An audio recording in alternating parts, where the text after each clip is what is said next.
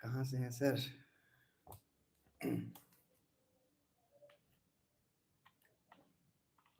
खैर,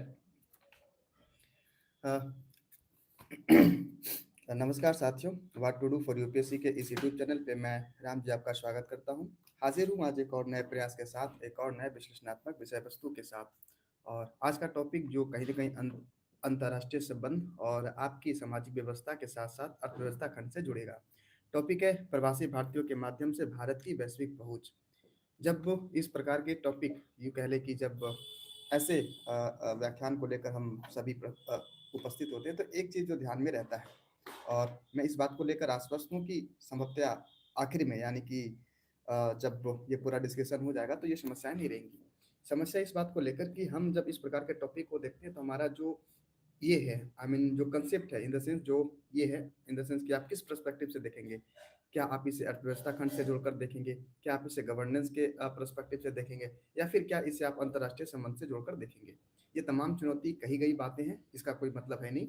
मतलब ये कि जिस भी चुनौती माफ़ कीजिएगा जिस भी पर्सपेक्टिव से आप देखें, उसी पर्सपेक्टिव से दरअसल इसको बेहतर तरीके से समझने का प्रयास करेंगे। चलिए, तो अ, प्रवासी भारतीयों के माध्यम से भारत की वैश्विक पहुंच, ये हमारा टॉपिक और इस टॉपिक को जिस सवाल के माध्यम से देखेंगे, सवाल कुछ इस प्रकार से होगा। भारतीय कूटनीति में प्रवासियों का महत्व, भारतीय प्रवासी समुदाय के साथ-साथ भारत की सॉफ्ट पावर में इसकी भूमिका, या ये कह लें वर्तमान में विकसित भारत के सापेक्ष इन प्रकार की समुदायों की किस प्रकार से हम प्रयोग कर सकते हैं, ये हमारा दरअसल टॉपिक है।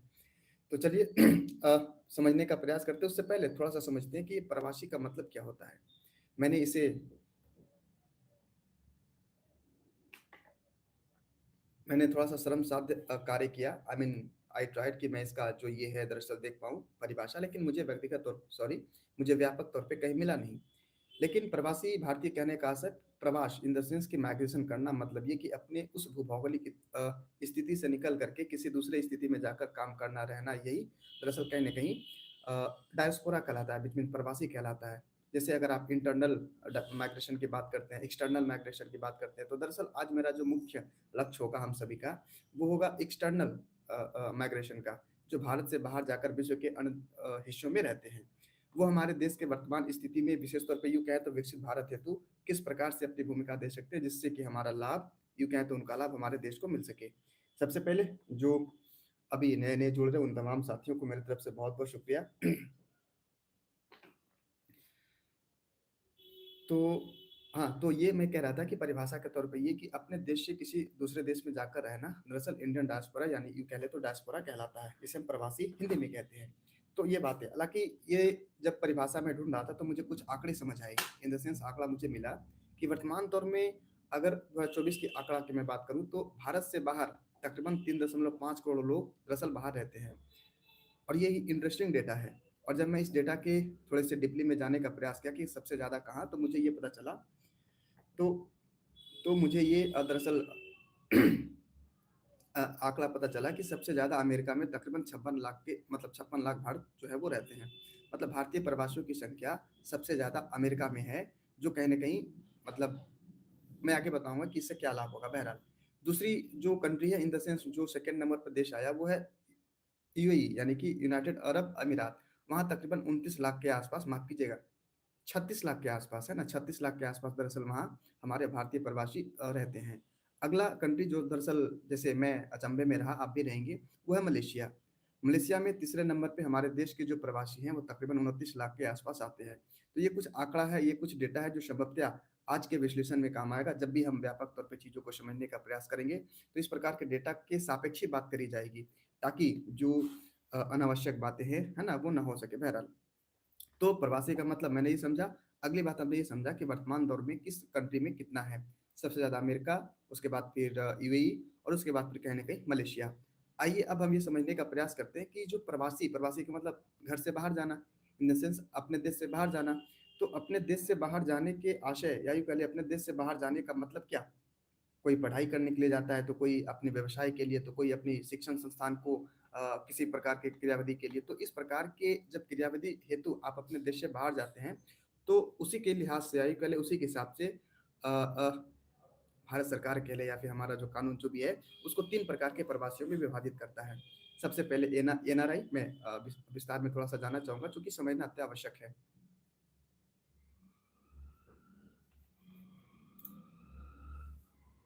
खैर, तो जैसा कि मैंने कहा कि अगर हम भारतीय प्रवासी को श्रेणीगत समझने का प्रयास करें, यानी कि कितने प्रकार के होते हैं, तो मूलतः 3 प्रकार के बताए गए।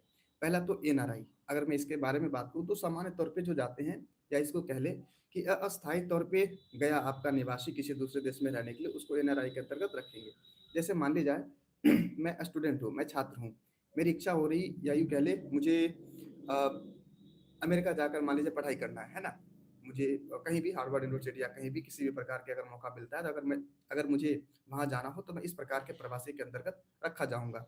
मतलब अस्थायी तौर पे रहने की जो ये दरअसल ये है श्रेणी है, एनआरआई के अंतर्गत आता है। जिसमें विशेष तौर पे शिक्षण संस्थान, जैसा कि मैंने आपको कहा, अगर आपको व्यापार करने की इच्छा है अस्थायी तौर पे, मान लीजिए मैं पढ़ने गया और किसी भी सेंस में मुझे मौका मिला व्यापार करने का, एक उद्यम करने का, और मैं चाहता हूँ कि अमेरिका या यूँ कह लें तो भारत के बाहर जिस देश में मैं हूँ, वहाँ मैं इस तरीके से अपना व्यापार करूँ, तो कहीं न कहीं आप इस एनआरआई के अंतर्गत आएँगे। इसके फ़ायदे क्या हैं, नुकसान क्या हैं? फलतः दरअसल हम तकरीबन 4 से 5 पॉइंट के बाद देखेंगे ही। अगली बात इसमें ये कही जा रही है साथियों कि पीओआई, यानी कि क्या कहते हैं, point of Indian origin, sorry person of Indian origin, POI. POI कहने का आशय हुआ ना कि आप मान लिया जाए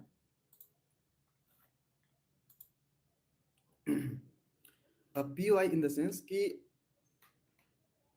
पर्सन ऑफ इंडियन ओरिजिन कहने का आशय हुआ साथियों कि अगर आप जहाँ भी हैं, आप जिस भी देश में हैं, आपकी कोई पूर्ववर्ती या यूँ कह लें पूर्वज, या यूँ कह लें कि वर्तमान में भी कोई ऐसा फैमिली जो है वो कहीं न कहीं अगर भारत के सापेक्ष में है, भारत का नागरिक लिए हुए, तो इस प्रकार के श्रेणी में दरअसल आप रखे जाएँगे। मान लीजिए मैं अभी अमेरिका जाता हूँ, या फिर विभिन्न प्रकार के और भी यूरोपीय कंट्रीज़ हैं, या फिर कहीं भी दरअसल, तो कहीं न कहीं मेरी फैमिली यहाँ है। मैं दरअसल एक अपने परिवार के साथ यहाँ हूँ। वहाँ जाकर मैं उसको क्या कहते हैं हम लोग, मैं वहाँ का नागरिकता ले लूँ, तो मेरी भारत की नागरिकता तो ये हो जाएगी, चूँकि ड्यूल सिटीज़नशिप तो भारत में है नहीं। तो फिर मैं कहीं न कहीं इस पीओआई के सेंस में आ जाऊँगा। हालाँकि ये मैं चीज़ें कहा हूँ, मतलब जो मैंने चीज़ें आपको बताई, इसे आप गलत भी साबित कर सकते हो। चूँकि ये तमाम चीज़ें तभी होती है जब आप कहीं न कहीं एक लंबे समय के बाद होते हो, जैसे 10 साल, 15 साल, ये अकॉर्डिंगली होता है। तो अगर आप गहराई के साथ अगर आप मुझे सुनेंगे, तो आप ज़रूर कहेंगे कि ये बातें गलत है, लेकिन हाँ, सामान्य तौर पे यही बातें कही जाती हैं। दूसरी बात होती है ओसीआई। जैसे जब भी मैं ओसीआई कर रहा था, तो वर्तमान दौर में बहुत सारे ऐसे मतलब कि बड़े-बड़े जो सेलिब्रिटी हैं वो भारत से बाहर गए। सेलिब्रिटी कहने का मतलब, जैसे अगर मुझे ऐसा पता है कि विराट कोहली भी शायद वहाँ की नागरिकता लेने की प्रयास में है। मुझे नहीं पता इसके बारे में, मैं और बहुत ज़्यादा इंटरेस्टेड भी नहीं। लेकिन हाँ, ओसीआई को समझने का मतलब यही कि कोई विदेशी नागरिक, जैसा कि मैंने आपको कहा कि यहाँ के जो हमारे मूल नागरिक हैं, वो विदेश के किसी नागरिक, मतलब किसी देश का नागरिकता ले रहे हैं। तो ऐसा भी तो होता होगा कि विदेश के कोई व्यक्ति हमारे भारत का नागरिकता लेता हो। है ना? तो उसे ओसीआई, यानी कि ओवरसीज़ सिटिज़नशिप ऑफ इंडिया, जैसे अभी हाल ही में ऑस्ट्रेलिया का एक बहुत बड़ा फुटबॉलर जो भारत का नागरिकता लिया, नाम मुझे ध्यान में नहीं, मैं पढ़ा था पर भूल गया। वो दरअसल भारत के नागरिक जो है वो अप्लाई किया, और फिर कहीं न कहीं चीज़ें उसको मिली। अगर वो चीज़ें कंप्लीट हो गई, तो हम कह सकते हैं कि वो अब भारतीय नागरिक है। तो वो दरअसल ओसीआई के अंतर्गत तो वो दरअसल ओसीआई के अंतर्गत आएगा। मतलब अगर मैं थोड़ा-सा ब्रीफली ये समझने का प्रयास करूँ कि हम क्या समझने का प्रयास कर रहे हैं। तो दरअसल हम समझने का प्रयास कर रहे हैं साथियों कि भारत के प्रवासी जो हैं, वो हमारे देश के अर्थव्यवस्था के सापेक्ष किस प्रकार से यूँ कहें तो उपयोगी हैं। उस उपयोगिता के समझने के क्रम में सबसे पहले हमने इस प्रकार की श्रेणी को समझने का प्रयास किया कि वर्तमान दौर में जो ये हमारा प्रवासी का श्रेणी है, वो कितने स्तर का है। उस स्तर में हमने 3 प्रकार की श्रेणी को देखा। सबसे पहले एनआरआई, फिर पीआईओ, और फिर दरअसल ये ओसीआई। तो इस क्रम point person of Indian origin, POI दरअसल, सॉरी। तो एनआरआई, पीओआई, और फिर एक तरीके से ओसीआई। तो ये 3 प्रकार के रहे, और इन 3 प्रकार के आप किस श्रेणी में आएँगे, इसको भी हमने समझने का प्रयास किया। आइए अब यहाँ से मुख्य बातें शुरू होती है। बातें ये है कि प्रवासी भारतीयों का महत्व और योगदान।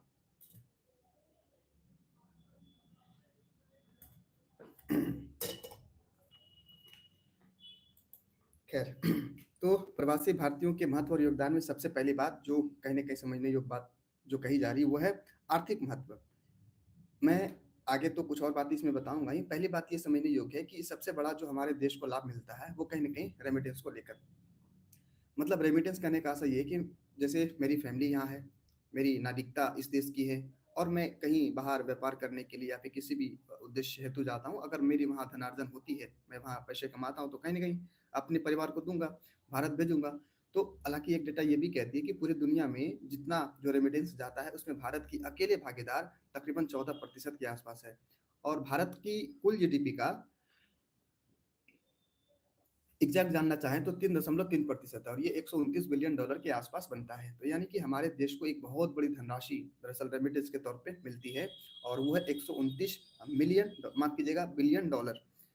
तो ये एक बहुत बड़ा एक तरीके से आर्थिक महत्व है। दूसरी बात ये कही जा रही साथियों कि जब आप के लोग विश्व के अन्य देश में रहते हैं और ये चीजें एक दरअसल एक स्टडी हुई थी पतंजलि को केंद्र में रखकर और मैं सौभाग्य से मुझे पढ़ने का मौका मिला तो मैं उससे जोड़कर बताऊं तो पतंजलि के एक तरीके से वैश्विक स्तर पे बहुत कम समय में बहुत ज़्यादा यूँ कहें तो ये बन जाना कहीं न कहीं उसमें बहुत बड़ा हाथ जो है इन प्रवासी दरअसल भारतीयों का है।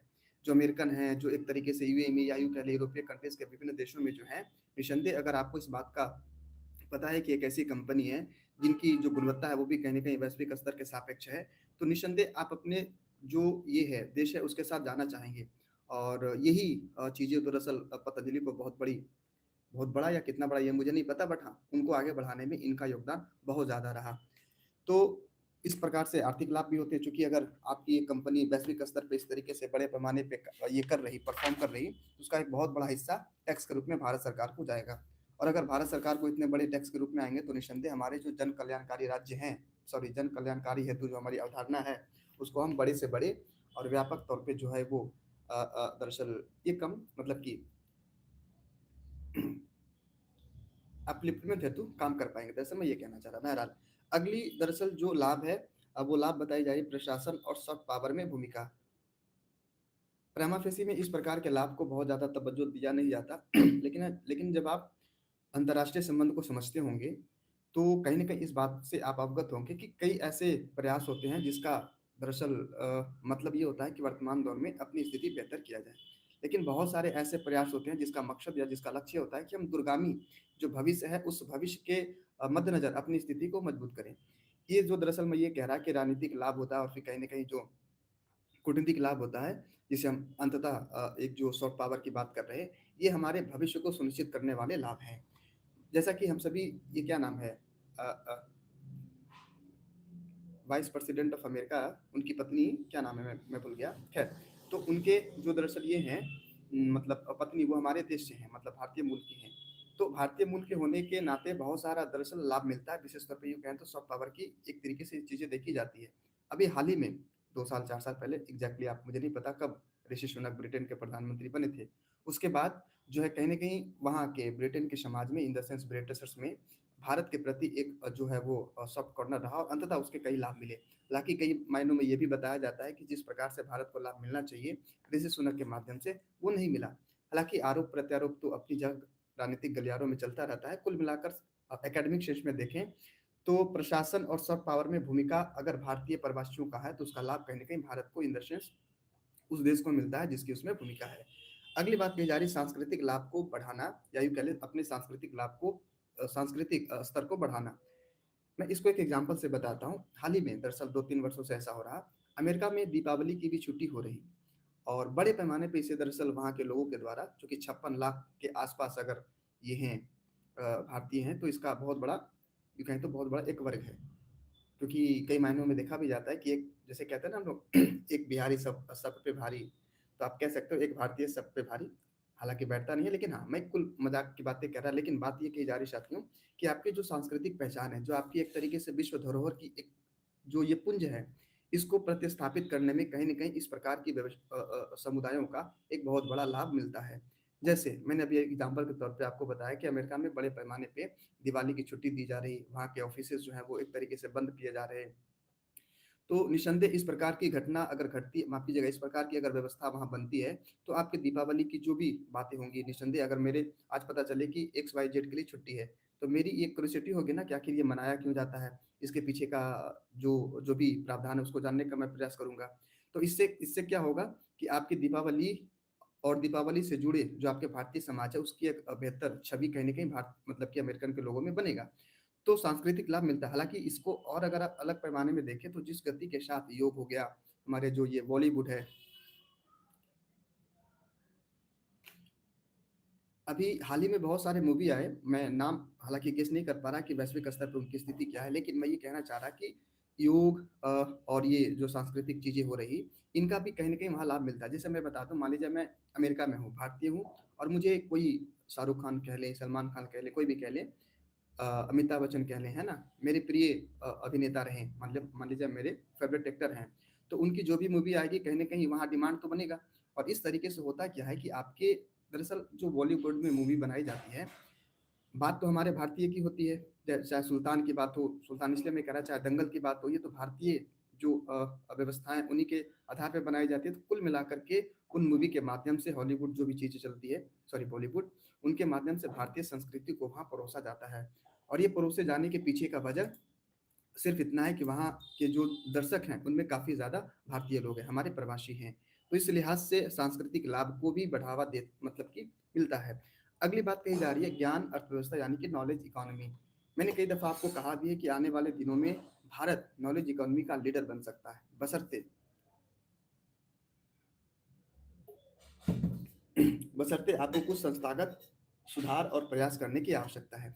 नॉलेज इकोनॉमी कहने का मतलब जैसे कि गूगल की आप बात कर लें, सुंदर पिचाई जी हैं, माइक्रोसॉफ्ट की बात कर लें, हालाँकि अभी कौन है मुझे नहीं पता, पर स सत न नडेला ऐसा करके कोई रहे थे कभी। मैं अभी गूगल नहीं करा, बट मैं ये कहना चाह रहा कि वर्तमान दौर में जो ये है, क्या मैं बात कर रहा था? हाँ, नॉलेज इकोनॉमी है। इस नॉलेज इकोनॉमी को लीडर के रूप में, नेतृत्वकर्ता के रूप में हमारे जो प्रवासी हैं, वो बड़े पैमाने पे आगे उभर कर आ रहे हैं। इसमें एग्ज़ाम्पल के तौर पे मैंने आपको बताया ही। तो ये तमाम चीज़ें कहीं न कहीं अंततः भले ही आपको प्रत्यक्ष तौर पे चीज़ें नहीं दिखती होगी, लेकिन इससे आपका जो नॉलेज इकोनॉमी है, ज्ञान अर्थव्यवस्था है, वो संवर्धित होता है। अगर आप ये कहेंगे कि जो ये सुंदर पिचाई हैं, गूगल का सीईओ है, अमेरिका में रहते हैं, उससे भारत को क्या लाभ होगा? तो चलिए ये बहुत बड़े व्यक्ति हैं इन द सेंस, मतलब इनके बारे में बहुत कुछ जाना, मतलब बहुत कुछ कहा जाना नहीं चाहिए मेरे अनुसार। लेकिन बहुत सारे ऐसे छोटे स्तर के लोग भी जो होंगे, जो कहीं न कहीं उस ज्ञान इकोनॉमी यानी कि जो नॉलेज इकोनॉमी है, ज्ञान अर्थव्यवस्था, उससे जुड़े होंगे। अगर उनको वहाँ ऐसा मौका मिला, ऐसा अनुभव मिला कि बड़े व्यापक तौर पे अपनी स्थिति मजबूत कर पाएँ। अगर सरकार चाहे या यूँ कह लें इस प्रकार के प्रयासों कि उनको एक बेहतर अवसर अपने देश में दिया जाए। अपने देश में व्यापार हो तो उनको एक तरीके से प्रतिकर्षित किया जाए, है ना? उत्कर्षित किया जाए ताकि आप हमारे देश में आकर, मतलब अपने देश में आकर अपनी अर्थव्यवस्था के साथ आप अपनी जो भी गतिविधि है उसको संचालित करें। तो कहीं न कहीं ये व्यवस्थाएँ आपके जो अर्थव्यवस्था है उसको बहुत तेज़ गति से आगे बढ़ाएँगी। और ये बातें मैं महज़ कल्पनाओं के आधार पे नहीं कह रहा। विगत वर्षों में बहुत सारे ऐसे योजनाएँ लाई गई जिसके माध्यम से जो स्किल ड्रेन है ना? जिसको ब्रेन ड्रेन हम लोग भी कभी कह देते हैं, वो वापस लाने का प्रयास किया जा रहा है। और निस्संदेह आने वाले दिनों में हालाँकि ऐसे बहुत सारे स्टार्टअप देखे गए, जिसमें विदेशों विदेशों में रह रहे भारतीय अपने देश में आकर के जो व्यवस्था है उसको आगे बढ़ाने का प्रयास करें। क्यों? चूँकि उनको ऐसा माहौल मिल रहा, उनको टैक्स में छूट मिल रहा है, उनको जो ईज़ ऑफ डूइंग बिज़नेस है वैसा माहौल मिल रहा था। कुल मिलाकर बात ये कही जा रही कि विश्व के अन्य हिस्सों में जो आपके नॉलेज इकोनॉमी में जो संलग्न लोग हैं, संलग्न प्रवासी मज़दूर तो नहीं कहना चाहिए, बट हाँ, जो प्रवासी भारतीय हैं, वो अगर आपके देश में आते हैं तो फिर बहुत तेज़ गति से आपकी अर्थव्यवस्था बूम करेगी, गति को दरअसल सुनिश्चित करेगी। तो ये कुछ फ़ायदे हैं। हालाँकि आप ये भी कह सकते हो कि विशेष तौर पे कहाँ हमें ज़्यादा फ़ायदा मिलेगा? क्योंकि वो कहीं न कहीं टर्शरी सेक्टर से जुड़े लोग रहे होंगे, है ना? तो वो आपके देश में आएँगे तो जो आपका आईटी सेक्टर है, जो आपका स्वास्थ्य सेक्टर है, जो आपका एजुकेशन सेक्टर है, ये तमाम सेक्टर जो हैं, इस क्षेत्र जो प्रभावित होंगे और इसका लाभ सीधे तौर पे आपके व्यापक समाज को मिलेगा। तो ये कुछ लाभ थे साथियों, आइए अब समझने का प्रयास करते हैं कि प्रवासी भारतीयों से जुड़े, मतलब प्रवासी भारतीयों से जुड़ने के लिए हमारा जो सरकार है, व्हिच मीन्स भारत जो है, आई मीन भारत सरकार किस प्रकार की पहल कर रही है। इस पहल में सबसे पहली बात है साथियों कि रोज़गार एवं कल्याण सहायता। क्योंकि कई दफ़ा ऐसा देखा भी गया कि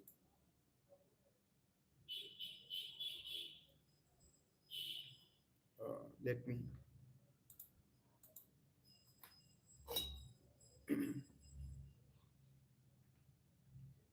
नेट वगैरह तो सही, आई थिंक आपके साइड कोई समस्या नहीं रही होगी।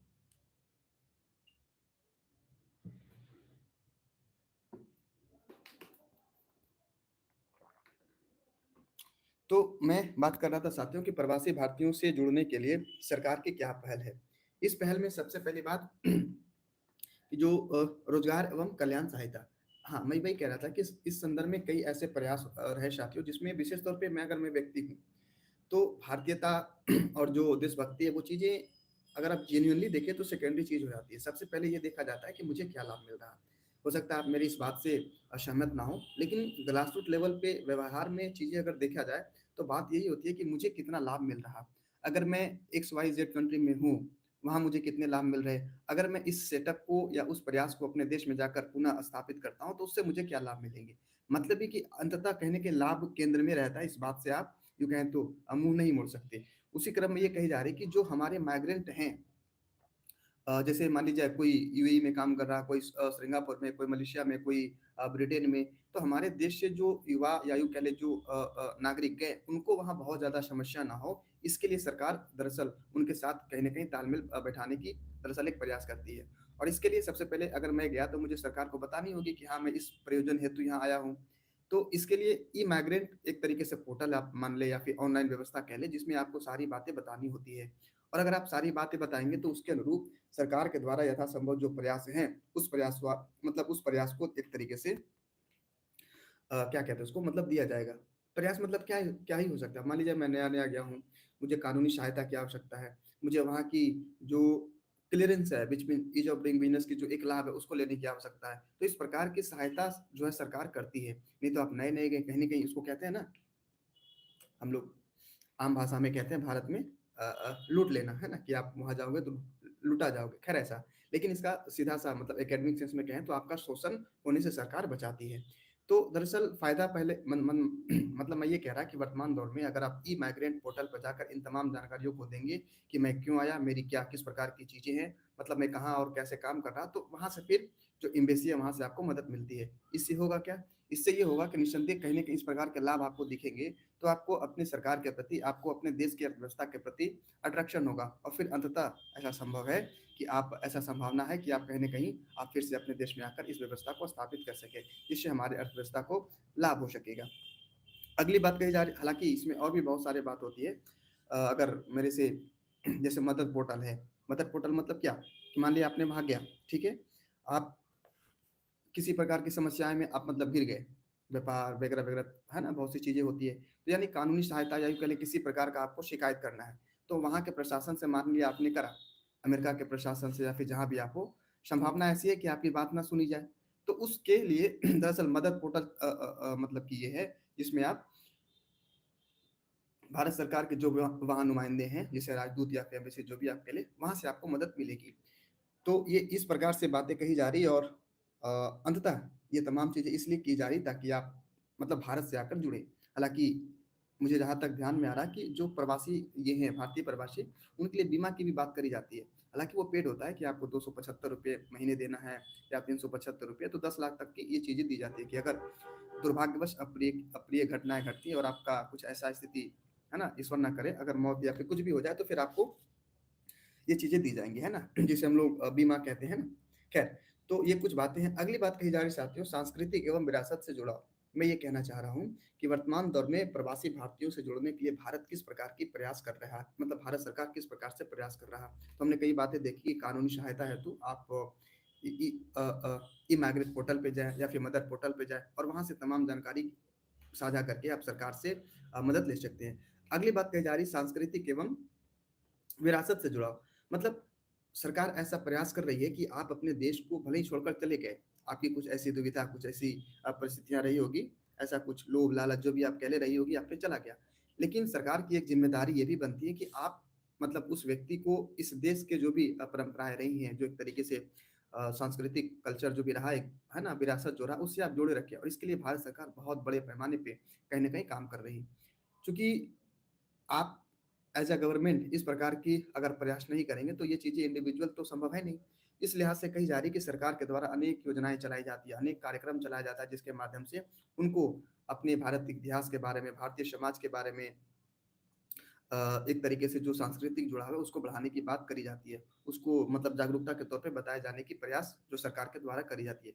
ये मुझे आप कंफर्म करना 19 जनवरी है ना, जो ये महात्मा गांधी कब भारत आए थे 1917 में, आई थिंक 1917 या 19 जनवरी को, उसी दिन प्रवासी दरअसल ये मनाया जाता है ना। तो खैर, तो मतलब इस प्रकार के प्रयास किए जा रहे हैं जिससे कि एक तरीके से जागरूकता बढ़े। दूसरी बात आपने देखा होगा कि भारतीय प्रवासी के लिए फ्री वीजा का एक स्कीम चलाया गया, मतलब लाइफ टाइम आपको फ्री वीजा मिलेगा अगर आप प्रवासी भारतीय मतलब इंडियन डायस्पोरा से संबंधित है तो अगर फ्री वीजा होगा तो कहीं ना कहीं आप आसानी से हमारे देश में आ सकेंगे। अगर हमारे देश में आ सकेंगे तो सांस्कृतिक जुड़ाव है उसका एक सकारात्मक प्रभाव आपके ऊपर पड़ेगा, और फिर अंततः सॉफ्ट पावर, वही बातें होंगी कि सॉफ्ट पावर के तौर पे आप वहाँ सुनिश्चित होंगे। अगली बात कही जा रही साथियों की अनुसंधान और शैक्षणिक पहल, जैसे एक उनका क्या नाम था, मैथमेटिशियन है ना, क्या था नाम, नूजन करके ना, हाँ रामानुजन। रामानुजन फेलोशिप करके एक योजना चलाई जाती है जिसमें विशेष तौर पे भारतीय संस्थानों में काम करने के लिए आपको ये मिलता है। मान लीजिए आप बाहर हैं, है ना, और बाहर इन द सेंस विदेश में रह रहे हैं, अपना अच्छा खासा अपना काम कर रहे हैं, लेकिन आपकी ऐसी इच्छा है कि हम अपने देश में आकर के ये करें, आई मीन अपने जो भी संस्थान है भारतीय संस्थान उसमें आप काम करें, या यूँ कह लें काम करने का आपका अगर अवसर दिया जाता है तो आप जरूर इस अवसर को आत्मसात करना चाहेंगे। इसके लिए फेलोशिप दी जाती है इन द सेंस, मतलब आप समझ सकते हैं मैं ये कहना चाह रहा कि जो लोग बाहर हैं वो हमारे संस्थानों में आकर जुड़ना चाह रहे हैं तो सरकार एक प्रोत्साहन राशि या यूँ कह लें एक प्रकार की जो अवसर है वो प्रदान कराता है। और ऐसे प्रयास से निसंदेह हमारे देश की बहुत सारे ऐसे व्यवस्थाएं हैं जिसमें सुदृढ़ हुई। हालांकि मैं दुर्भाग्यवश एग्जाम्पल लिख नहीं पाया, बहुत सारे ऐसे नए नए स्टार्टअप हुए हैं जो दरअसल भारतीय प्रवासी यानी कि यूँ कहें तो इंडियन डायस्पोरा के द्वारा किया गया है। तो ये दरअसल कुछ प्रयास है। और दूसरी बात इसमें भी देखें, जो प्रवासी भारतीय हैं उनके जो ये हैं बच्चे, उनको भी छात्रवृत्ति की जो है वो सुविधा कराई जाती है कि अगर आप बाहर हैं, अगर आप चाहते हैं कि भारत के बड़े बड़े जो ये हैं संस्थान है वहाँ पढ़ाई करें, तो आपको कहीं ना कहीं छात्रवृत्ति भी दी जा रही है, मतलब दी जाती है, ताकि आप एक तरीके से है ना भारत से जुड़े रहें। बहरहाल अगली और आखिरी इसमें ये बात कही जा रही है कि संकट प्रबंधन और निकासी। मैं ये समझने का, इनफैक्ट हम सभी ये समझने का प्रयास कर रहे चाहते हो कि वर्तमान दौर में भारत सरकार प्रवासी को अपने देश के हिस्से से या यूं कहे अपनी अर्थव्यवस्था से जोड़ने के लिए किस प्रकार की व्यवस्थाएं कर रही है। तो हमने कई व्यवस्थाओं को देखा। आखिरी बात कही जा रही है कि संकट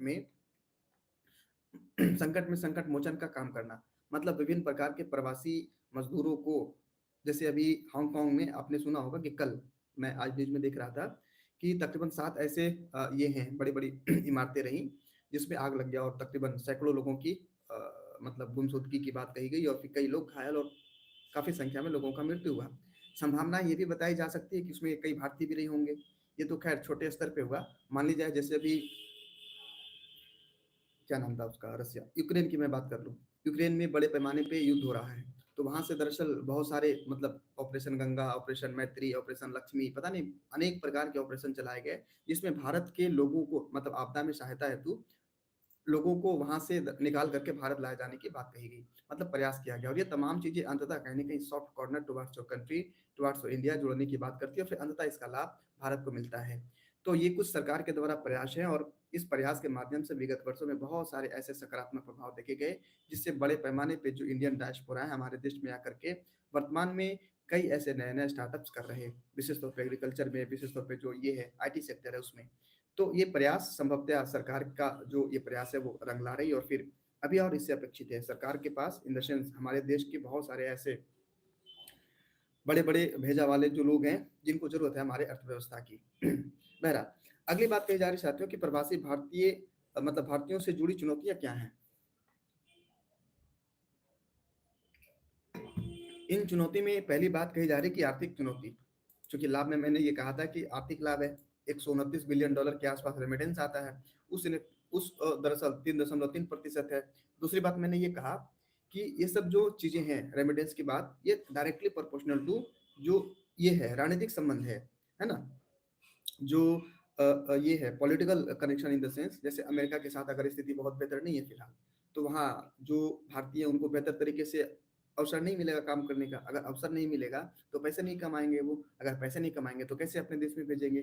तो ये एक चुनौती, ये एक संबंध मतलब इनके सापेक्ष में एक बहुत बड़ी चुनौती हमारे देश के पास होती है कि ये जो आर्थिक चुनौती इन द सेंस अनिश्चितता का जो समय है, ये एक बहुत बड़ी ये है। हालांकि इसके सापेक्ष में एक बहुत बढ़िया कोटेशन था, आर्टिकल में कहीं मेंशन था, मैं नोट नहीं कर पाया, इनफैक्ट ध्यान नहीं है मुझे। बहरहाल, तो आर्थिक चुनौती में यानी कि अनिश्चित भविष्य है ना, अगर स्थिति बेहतर है, रणनीतिक संबंध बेहतर है, तब तो चलिए रेमिटेंस बेहतर आएगा, अगर नहीं तो फिर नहीं।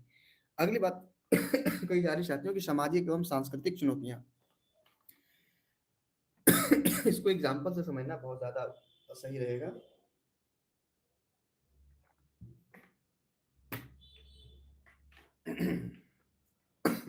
खैर, मैं बात कर रहा सामाजिक एवं सांस्कृतिक चुनौतियां। जैसे वर्तमान में बहुत सारे ऐसे अप्रिय घटनाएं घटी, जैसे बांग्लादेश की आप बात कर लो। ऐसा कहा जाता है, अगर मैं न्यूज़पेपर की मानूं, तो वहाँ के जो हिंदू हैं दरअसल उनको बहुत ज़्यादा ये करा गया, प्रताड़ित किया गया। तो इस प्रकार से अंततः जो संबंध है एक से दो देशों का, वो बिगड़ता है, और इसी के सापेक्ष में कही जाती है कि हमारी जो सामाजिक और सांस्कृतिक चुनौतियां हैं व्यापक तौर पे नकारात्मक रूप से प्रभावित होती है। दूसरी बात ये भी कही जा रही है कि आतंकवाद की बात कर ले, आप नस्लवाद की बात कर ले, जो ये तमाम कुछ उग्रवाद की बात कर ले, ये चीज़ें दो देशों के बीच जो एक बेहतर स्थिति बनती है उसको नकारात्मक रूप से प्रभावित करता है। जैसे जब बांग्लादेश में शेख हसीना की सरकार रही, तब हमारे देश और उनके बांग्लादेश और भारत के बीच बहुत ही मतलब बेहतर और सुंदर यूँ कहें तो रिलेशन रहा, संबंध रहा।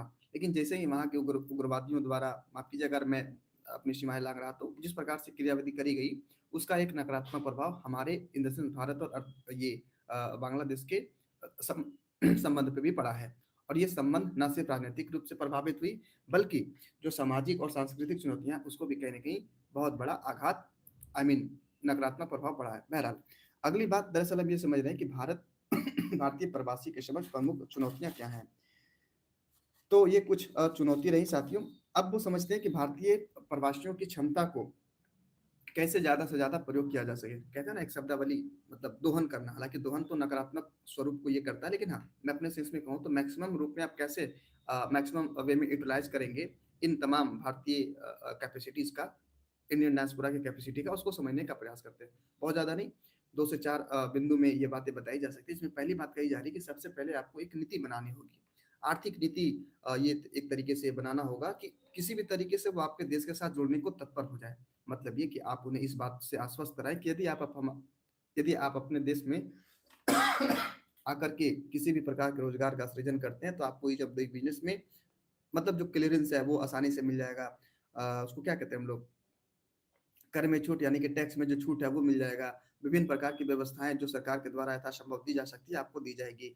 तो ये आर्थिक रणनीतियां अगर बना करके इन प्रकार के जो ये प्रवासी भारतीय, अगर उनको आकृष्ट करने का प्रयास करेंगे, उनको अपने अर्थव्यवस्था में संलग्न करने या कराने का प्रयास करेंगे, तो कहीं ना कहीं इसका लाभ अंततः आपकी अर्थव्यवस्था को, इन द सेंस हमारे भारत को मिलेगा। अगली बात कही जा रही है कि सांस्कृतिक एकीकरण। मैंने जैसा कि आपको कहा कि जो आर्थिक रणनीतियां बनाई जाएंगी, इससे वर्तमान दौर में भारत को कैसे लाभ होगा, इसको केंद्र में रखकर बातें करी जा सकती है। लेकिन जैसा कि मैंने आपको कहा कि बीइंग अ कंट्री, आपको ये भी ध्यान रखा जाता है कि कहीं ना कहीं बहुत बहुत शुक्रिया, फहद खान है। मैं ये कह रहा कि अ, देश के होने के नाते इतना बड़ा मतलब बीइंग अ कंट्री, मैं ये कहना चाह रहा कि आपके पास दो ऑप्शन होते हैं। मतलब आपके पास दो विचार होता है इस बात को लेकर कि वर्तमान में आप इस प्रकार की व्यवस्थाओं को कैसे आगे बढ़ाएं। दूसरी बात ये होती है कि भविष्य को ध्यान में रखते हुए किस प्रकार की व्यवस्थाएं बढ़ाई जाए, जिससे कि ज्यादा से ज्यादा लाभ हो सके। तो पहली बात, जो आर्थिक रणनीतियां रही, उसमें व्यापक तौर पे आपको वर्तमान में लाभ मिलेगा। दूसरी बात, जो सांस्कृतिक एकीकरण की है, इसमें आपको भविष्य में बहुत ज्यादा लाभ मिलने वाले हैं। वर्तमान में तो मिलेंगी, अगर एकीकरण इन द सेंस किसी, जैसा कि मैंने आपको कहा कि अमेरिका में तकरीबन 56 लाख के आसपास भारतीय रहते हैं। तो वहाँ के भारतीयों के द्वारा अगर वहाँ के जो ये हैं, दरअसल मान लीजिए यहाँ के उत्पाद वहाँ जा रहे हैं और ज़्यादा से ज़्यादा वहाँ ये चीज़ें करी जा रही है, उसको कंज्यूम करा जा रहा है, तो इसका अंततः लाभ वहाँ की अर्थव्यवस्था को मिलेगा ही, भारत की अर्थव्यवस्था को भी मिलेगा। लेकिन जो सामाजिक समन्वयता के साथ अमेरिका और भारत जुड़ेगा, जिसका लाभ आने वाले कई दशक तक मिलेंगे। तो ये एक सांस्कृतिक लाभ या यूं करें सांस्कृतिक एकीकरण का लाभ हो सकता है।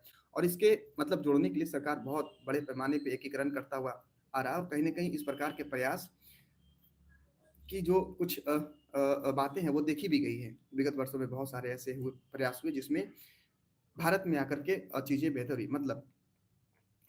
मतलब ये फ़ायदा हुआ, मैं ये कहना चाह रहा। बहरहाल अगली और आखिरी बात कही जा रही साथियों, जो बहुत ही प्रमुख, मतलब आप ये कह सकते हैं इम्पोर्टेंट बात है, वो है मतदान तंत्र को सरल बनाना।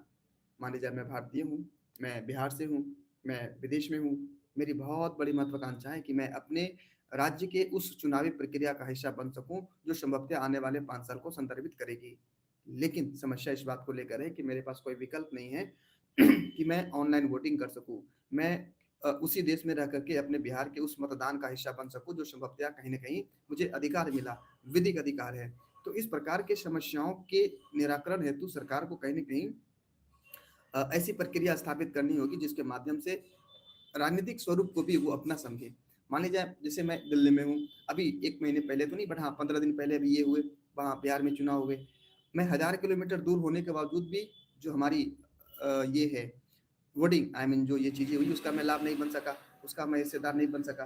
तो 10,000 किलोमीटर दूर कैसे इस प्रकार से संभव हो पाएगा? तो कुल मिलाकर बात ये की जा रही है कि लोग न सिर्फ़ आर्थिक रूप से जुड़े, न सिर्फ़ सांस्कृतिक रूप से जुड़े, बल्कि राजनीतिक रूप से भी सक्रियता के साथ आपकी अर्थव्यवस्था का, आपके लोकतंत्र का हिस्सेदार वो बने रहें।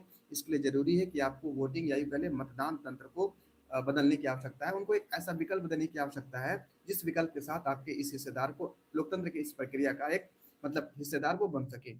तो ये है दरअसल, ये रहा आज का विश्लेषण साथियों। मुझे उम्मीद है कि आप आज के सेशन से ज़रूर लाभान्वित हुए होंगे। मिलते हैं कल अपने निर्धारित समयावधि के साथ। तब तक के लिए आप सभी को बहुत-बहुत शुक्रिया।